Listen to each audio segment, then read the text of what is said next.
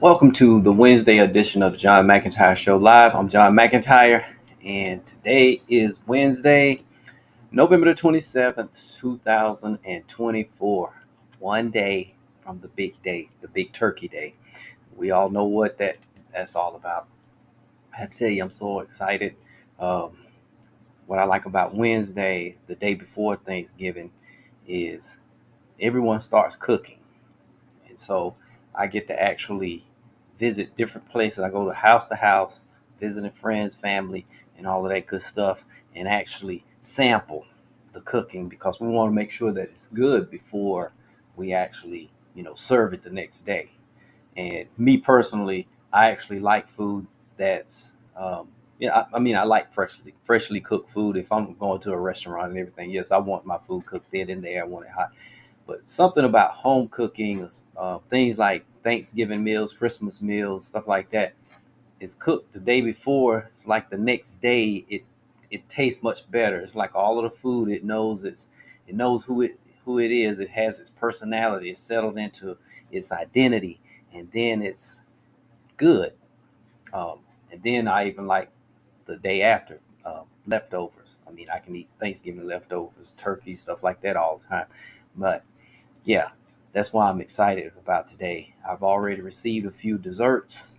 Um, some of the clients, long time clients, know that I love food, especially desserts. So I've received pecan pie, sweet potato pie, chocolate cakes come down the line, sweet potato casserole. Yeah, I'm golden. Tomorrow's going to be a good one. And I won't be on tomorrow live because I'll be busy, making my early rounds, my Thanksgiving breakfast.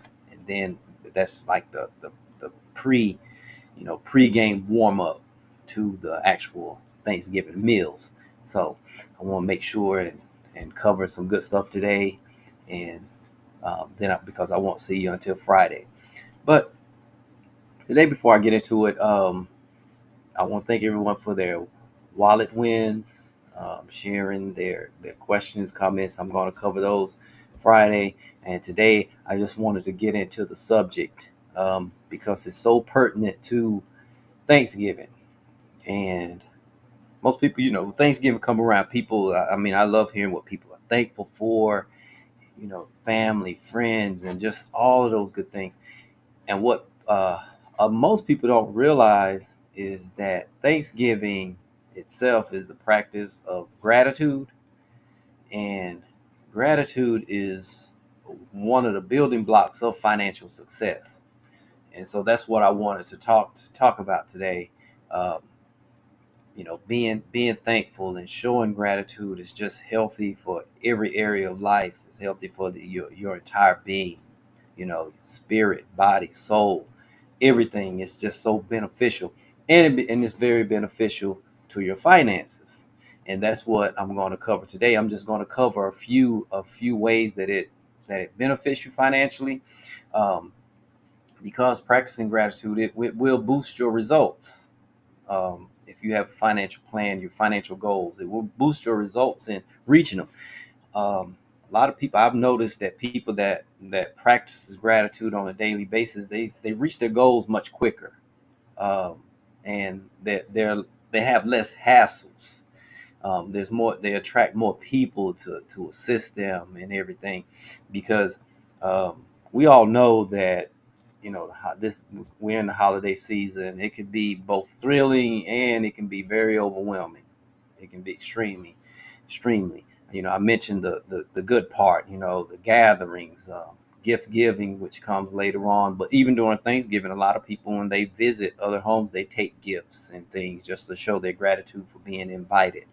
um, but you have the stress of traveling, preparation, entertaining, shopping, things like that.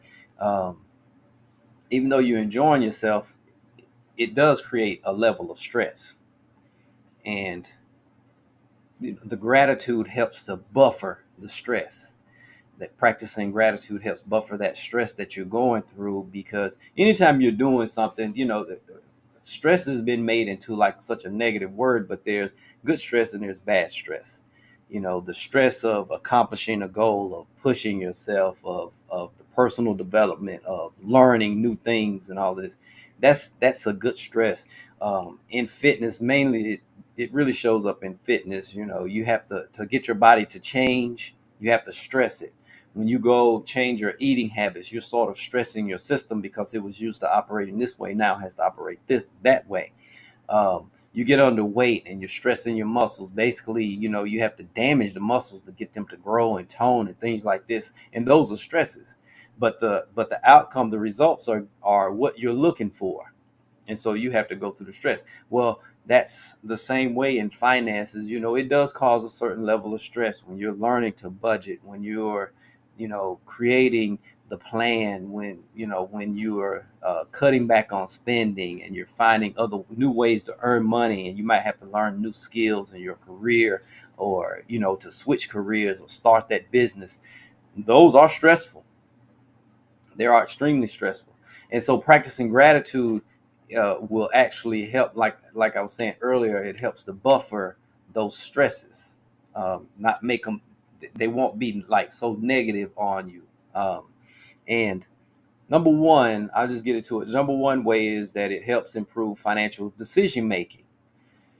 When you get in a state of gratitude and you're thankful for what you already have, for instance, and it's time to make those decisions, and you say, okay, I'm thankful for my income. I'm thankful for my job. I'm thankful for having the knowledge, the people that's helping me, my coaches, my advisors, everyone. I'm just thankful to have money to actually plan with. um, you make better decisions. You make better financial choices over the long term when you're in states of gratitude. Um, you become more content, and so you're not so quick to, people that practice, put it this way, people that practice gratitude and practice contentment, they're not known for emotional spending or binge spending, things like that, because they are happy where they are, and they're practicing gratitude. It's not that they don't want bigger and better things. They're just happy in the moment, so they don't make irrational decisions, or get stressed out and go shopping for no reason and then spend all of their time taking it back. They've channeled the gratitude has caused them to channel in better areas of life, and say, no, I don't need that. I'm happy with what I have right now. And then they save. So now they're saving. They become better savers. Um, they actually, uh, um, well, I said they don't do the binge spending, but they make better investment choices, because they know investing, wealth building is a long-term game. It's a marathon and not a sprint. And so now that they're content, and they're content with their plan, they're happy with it, they're happy in other areas, they're not going to make those fear and greed decisions in investing, trying to time the market, or let some news frighten them into selling, getting out of the market, things like that. They stick with their plans, and they don't make those irrational decisions. Um, they There's another study also showed that they are less materialistic. That they don't have to have. They're not into instant gratification. They have their gratitude is in knowing that they have a plan, and they're following it, and they're doing what's necessary on a daily basis, and that makes them happy. And so they're not out looking for ways to satisfy themselves instantly. They're out, like, they will save to buy that next car for cash, or they will figure out ways to make more money to pay off the debt, and they actually get it done. They they um, they're much more disciplined in following their budget, their investment strategies, everything that they're doing. They're just they're just better at doing it. Their emotional intelligence is very high. Remember, I mentioned a book. I did a show about the book Emotional Intelligence, where you can delay certain purchases. They delay all of those things. They're not trying to um, allow every little piece of news or whatever says, this stock is up today, and they run and buy it. By the time we all know, by the time they make that type of an announcement, that stock has already done that, and it may be on its way down. Because unless someone is standing out on the actual exchange floor, talking to their client, helping them make that decision right in the moment, yeah, you may be doing it. But if it's getting to the news, it's old. By that time, it's old, and vice versa. By the time something, they mention something to scare you, it's just not a good game to stay in. And gratitude keeps you grounded. It'll keep you grounded in your financial decision making. Number two, gratitude, it promotes generosity.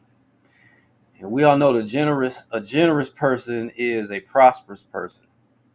I believe that that's one of the laws, I believe, of wealth is, generosity, giving a portion. As a Christian, I believe in giving, paying tithes. God says give tithes, pay tithes to the local church, because they are, the storehouse, because they are using it to um, promote God, promote Jesus, promote the Holy Spirit, but at the same time take care of the local people that are in need, or the people that's in their church or in their community.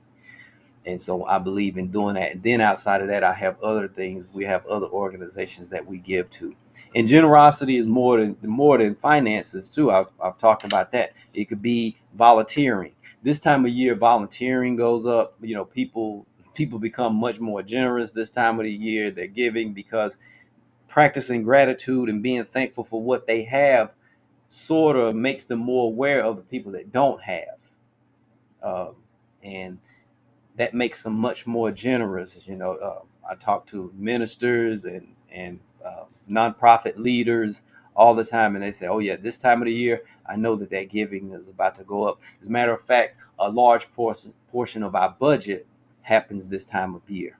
This is the largest part of our budget is given this time of year. And so some they depend on this time. If they don't have a good holiday season where people are being generous, it can affect other things the rest of the year. They can go into the next year not doing so well and having to really promote to do fundraising and things like that. And that's just off of the fact of a person practicing gratitude. They're just generous. And the more they give, I believe in the other law, the more you give, the more you receive. It's not this is not that type of message where you can, you buy your prosperity, you buy your wealth. It's nothing like that. It's just that you keep yourself open. You're open and things aren't clogged up. I use the analogy of, you become a river and not a like a what's the term is it tributary, but it's where a river it ends, and basically the water stagnates because it has an inlet but it doesn't have an outlet. So the water is known, it stagnates. Stuff doesn't grow that well. A lot of germs, bacteria, and mosquitoes, disease carrying insects, pile up in that area. um, in in one part of the world, over the Dead Sea, for instance. The Dead Sea, it doesn't have an outlet, and the water is very thick, and nothing grows there. That's why they call it the Dead Sea. And if you jump in that water, you will just float because it's so thick and solid. The water it's just full of, not all germs and everything like that. It just, since it doesn't have an outlet, everything is sort of collecting there, and it's not a sea known for life. There's no life in it whatsoever. And so that's the same thing. So a person is generous, they're being fed, they realize they're being given to, and they're giving out, and stuff is just constantly going in, going out, and they're using what they need, and they're helping others, helping society, being productive inside society, being a giver and not just a taker, not a hoarder. And so it keeps them very open. um, and then just on the practical side of it, being generous, especially this time of year, America, the IRS, they give great tax write-offs. And so the charitable person, they benefit more than one way. They benefit mind, soul, spirit, but also financially. they're getting to write it off. And that's another reason why charitable giving goes up towards the end of the year, because people realize, wait a minute, I didn't really give as much as I did last year, or I need another tax write off or something like that. That's what the wealthy do. And basically the accountants say, hey, best tax write off, go give this, go give a gift. You have extra room to go and make another donation, or if you're going to give it to a church, whatever you're going to do, that's a tax write off. And so that's the other benefit to it. It is an actual financial um, benefit to it. And that's when it's time to talk to the actual talk to your accountant, your advisor, someone that can help guide you in that area. Number three, as far as being generous, this is the last one. Being a person of gratitude, it enhances your financial resilience. And resilience, like I say, you become more optimistic. It's easier to deal with adversity when you're practicing gratitude, when you're thankful, because there's always something to be thankful for, even if you might not be in the best financial situation right now. But if you're living, if you're alive, if you're breathing, if you have food in your refrigerator, like they say, there's certain things, the basics of America, living in America, makes you wealthier than over 90% of the world's population. Just our basics, our bottom line basics. Um, if you have a roof over your head, you have electricity, you have running water, you have a refrigerator, you have food in it, you have a television, you have a cell phone, you have these things, just basically what you see just about everyone with, unless they're like totally destitute and homeless, then you are ahead over 90% of the world's population. And so a person of gratitude, they understand that, and they're able to deal with adversities much better. If they are going through an adversity, something financial or whatever, practicing gratitude gets them through it. It makes them much more sensitive to the opportunities that can help them get out of it. Like I said earlier, being a person of gratitude attracts other people of gratitude. So, and which mean they may be more charitable. They may be people that can actually help you. I've seen it time and time again, practicing gratitude. When I learned how to practice gratitude, um, being in business and everything, it seemed like opportunities, they had been there the whole time, but I just didn't see them because I was in this other state of mind. I was almost like desperation and a little bit of frustration and anger and things like this. I just couldn't see them. One of my mentors, he said, a grateful being grateful will help you see some opportunities that are right in front of you. You can't see them because you're just not in that right mindset. He walked me through practicing gratitude, and it was right there the whole time. I mean, it was like something that I could have solved weeks earlier, but because of my state of mind, I just couldn't see it. He helped me get into that state of mind, being grateful, and it was like right there. Put it into practice, solved everything. And so, you have setbacks. Gratitude will get you out of it. It will definitely get you out of it much quicker than you could not practicing gratitude. Just getting up and being thankful for everything. Um, so to practice gratitude and financial well-being, most people, where I started, and it seems like it's working very well, because every time I turn on the if I turn on television, if I'm at a coffee shop, I'm hearing people discussing it. So it does work. A gratitude journal, just every day, write down me. I write down two or three things to be grateful for. I write down the obvious, you know, waking up, being able to breathe, being able to see, my faculties, things I can think, things like that. But then three other things I might say, okay, I'm grateful for the opportunity that I have. I'm grateful for something that I know is going to go on that day. And I just write down a few things to be grateful for, outside of the obvious, the family. Um, while we're looking at our budget, while I'm making financial decisions, I make sure to reflect and keep myself in that state of mind, that grateful state of mind. every um, um, you know paying our bills and all of this good stuff. I'm practicing gratitude. I'm glad, I'm grateful to have the money to even pay them. And this particular bill that I have is the utilities. I'm grateful for the utilities, so I'm grateful to be able to do this because look at what I'm receiving. Look at the value, my water, my electricity, things like that. Um, I'm grateful for that. And so while I'm doing that, I'm reflecting and being grateful for why I'm having to pay these particular bills. Do I like gas being expensive? No, but I'm grateful to have fuel to put into the car because I'm grateful for my car. Get me somewhere safe, and it's the kind of car I want. Things like that. I'm practicing gratitude. Um, appreciate value of experiences. That's what make this year so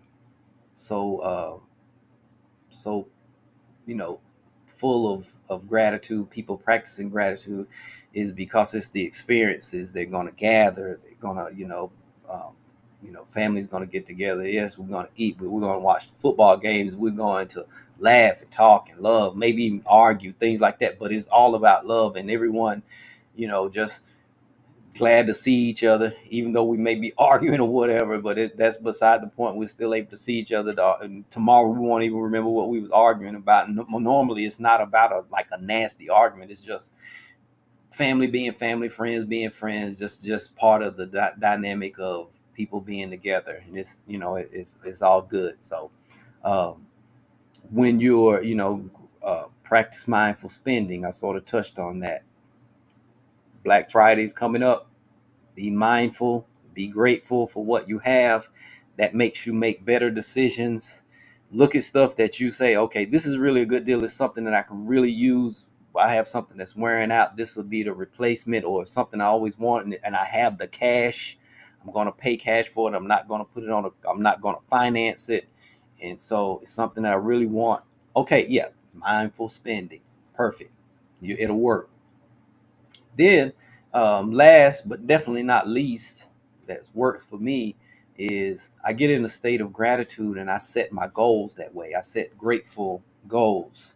I you know, start off looking at my past. Like I say, this time of the year, I set my goals for next year, business, personal, all the way around. Physical, mental, what I'm going to do for next year. And so I'm grateful for those, and that keeps me in the right mindset. That puts me in the right state for setting next year's goals because I'm reflecting, and maybe I didn't achieve this, but I achieved these. I set 6 main goals. I achieved 5. That one, I'm going to use the gratitude that I had for this one to get this one accomplished. If it's still important for next year, it just may not have accomplished it because it just wasn't that important. And now I'm grateful that I saw that, okay, it really was important because maybe I step back and look at things and say, if I would have accomplished that, that probably would have interfered with these other 2 over here that were extremely important. The reason why I got those done so quickly is because they were just that important to me. This one wasn't too important, as important as I thought, and it was actually going to take me in a different direction. And learning that type of stuff, it took a mentor to teach me how to do that. It's not something that I just intuitively knew how to do.